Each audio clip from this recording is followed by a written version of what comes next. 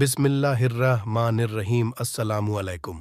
एक बार हज़रत ख्वाजा कुतुबुद्दीन बख्तियार काकी रहमतुल्लाह अलैह दिल्ली के किले में बादशाह के साथ बात करने में मसरूफ़ थे और सल्तनत के दूसरे ओहदेदार भी साथ थे कि इतने में एक बदकार औरत हाजिर हुई और बादशाह से फरियाद करने लगी।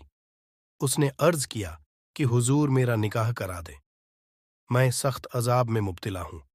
बादशाह ने पूछा कि किसके साथ निकाह करेगी और किस अजाब में घिरी है।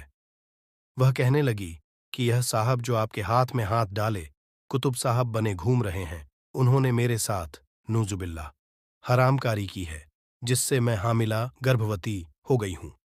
यह सुनकर बादशाह और हाजिरीन को बहुत हैरत हुई और सब ने शर्म से गर्दनें झुका ली। उधर कुतुब साहब के माथे पर शर्मिंदगी और हैरत से पसीना आ गया। आपको उस वक्त कुछ न सूझा और दिल ही दिल में अजमेर की तरफ रूख करके ख्वाजा गरीब नवाज रहमतुल्लाह अलैह को मदद के लिए याद किया।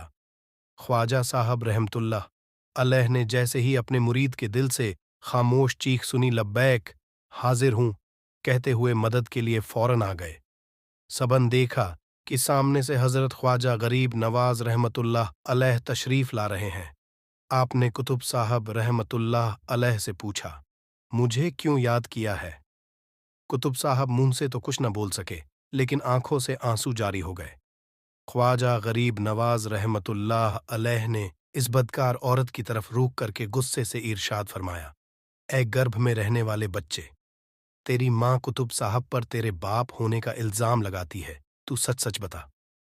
उस औरत के पेट से इतनी साफ और तेज आवाज आई कि मौजूद सभी लोगों ने साफ सुनी। बच्चे ने कहा, हुजूर, इसका बयान बिल्कुल गलत है और यह और बड़ी हरामकार और झूठी है। कुतुब साहब के बदख्वाहों ने इसे सिखाकर भेजा है ताकि इनकी इज्जत लोगों की नजर से गिर जाए।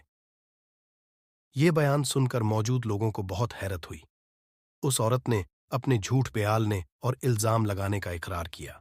ख्वाजा गरीब नवाज रहमतुल्लाह अलैह ने फरमाया, इज्जत अल्लाह की के हाथ में है, और वापस अपनी जगह पर आ गए। हजरत ख्वाजा कुतुबुद्दीन बख्तियार काकी रहमतुल्लाह अलैह के अलावा सभी सरकार गरीब नवाज के तशरीफ लाने और गायब होने पर बहुत ज्यादा हैरत में थे।